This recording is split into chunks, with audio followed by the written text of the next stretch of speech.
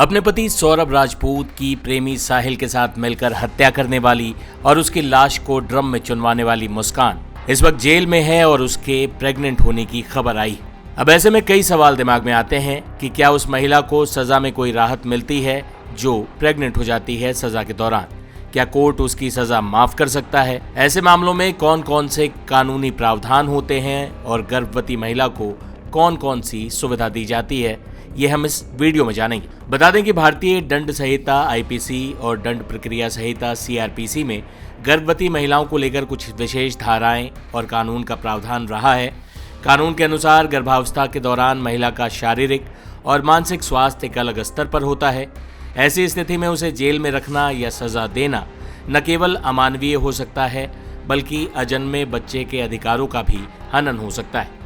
CrPC की धारा 416 के अंतर्गत अगर कोई महिला जिसे फांसी की सजा तय की गई है, अगर वो इस दौरान गर्भवती पाई जाती है तो अदालत उसकी सजा को स्थगित या आजीवन कारावास में बदल सकती है। भारतीय न्याय व्यवस्था ये मानती है कि अजन्मे बच्चे का कोई दोष नहीं होता और उसे भी जीने का अधिकार है। इसलिए गर्भवती महिला को तब तक फांसी नहीं दी जा सकती जब तक उसका बच्चा जन्म न ले ले और कुछ समय का उचित देखभाल काल बीत न जाए। जेल मैनुअल और मानवाधिकार नियमों के तहत गर्भवती महिला को जेल में कई तरह की सुविधाएं मुहैया कराई जाती हैं।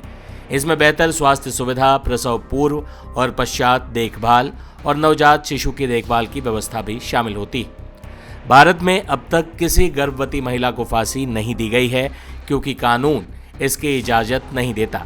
हालांकि अगर कोई महिला बेहद जघन्य अपराध में दोषी पाई जाए और गर्भवती हो तो उसकी फांसी पर रोक जरूर लगाई जा सकती है। हालांकि ये कोर्ट पर निर्भर करता है। हालांकि मुस्कान रस्तोगी को अभी तक किसी अदालत ने कोई सजा नहीं सुनाई है। इस मामले का ट्रायल चल रहा है।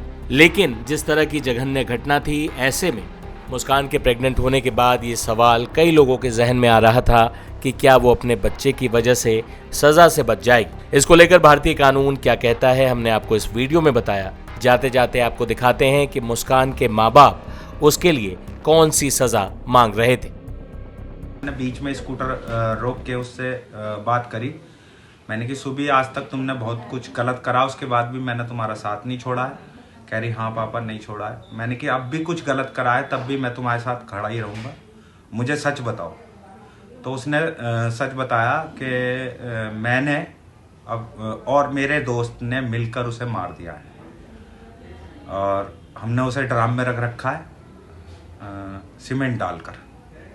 फिर उसके बाद मैंने उसे बिठाया स्कूटर पर और थाने ले गया। और थाने ले जाकर मैंने उसको कहा, मैंने कि अब जो मेरे को सच बताया है इनको सबको सच बता दो। तब जाके इस पूरे खुलासा हुआ है उसी दिन सारा 18 को। और मैं फिर कहूँगा इस फैसला जल्द से जल्द आना चाहिए और ये वाला है बेटा, इसकी सजाए मौत के अलावा उससे कुछ कम मेरे को नहीं चाहिए। मैं मुस्कान का पिता हूँ और उसने जो करा है वो सही नहीं करा, बहुत गलत है समाज के लिए भी। और आगे से ना हो, उसे फांसी की सज़ा मिलनी चाहिए। मेरे दामाद को इंसाफ मिलना चाहिए, वो इसके हकदार है और जितना सही होगा मैं करूँगा इसके लिए। सर, जैसे मुस्कान आई थी आपके पास तब वो क्या बोल रही थी आपको आगे? शुरू में तो वो सौरभ की फैमिली पे इल्ज़ाम लगा रही थी कि उसकी बहन आई थी, उसका जीजा आया था सौरभ का और उसका बड़ा भाई आया था 2:30 बजे। तो सौरभ ने किवाड़ खोले और उन्हें अंदर बुलाया। उसके बाद मेरे आंखों के सामने उसे मार दिया जान से और ड्रम में डाल के मेरे को चाकू की नोक पे घुमाते रहे 13-14 दिन। तो फिर उसके बाद आप थाने लेके गए? मेरे को विश्वास नहीं हो रहा था उसकी बातों पे, मेरी फैमिली को विश्वास नहीं हो रहा था कि कोई ऐसा भी कर सकती है फैमिली अपने बच्चे के लिए जो इतना अच्छा है। मैंने कहा कि अर्जो तुमने रौल नहीं मचाई और क्यों नहीं मचाई रौल? क्या मेरे को चाकू पे रख रखा था। मैंने कि जब कोई चीज़ को वो सौरभ जग रहा था और उनसे ऐसा करा होगा तो कुछ तो आवाज़ें आई होंगी। दूसरी फैमिली भी रहती हैं उसी में, किराए पे रहती हैं। मैंने किसी ने कुछ सुना है? कह रही नहीं।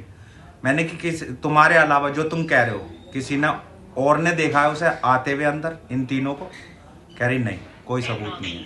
मैंने कि फिर तुम झूठ बोल रहे हो बिल्कुल। किसी ने कुछ सुना नहीं है, देखा नहीं है, जिसमें कि रात का जब वक्त होता है एक छोटी सी आवाज़ सबको सुनाई देती है। मैं इस जो भी इंसिडेंट हुआ है उससे यही कहना चाहती हूँ दुनिया के सभी बच्चों से कि बच्चों प्लीज़ अपने पेरेंट्स से कुछ मत छुपाओ, कुछ मत छुपाओ। मेरे बच्चे ने एक बड़ी गलती करी है।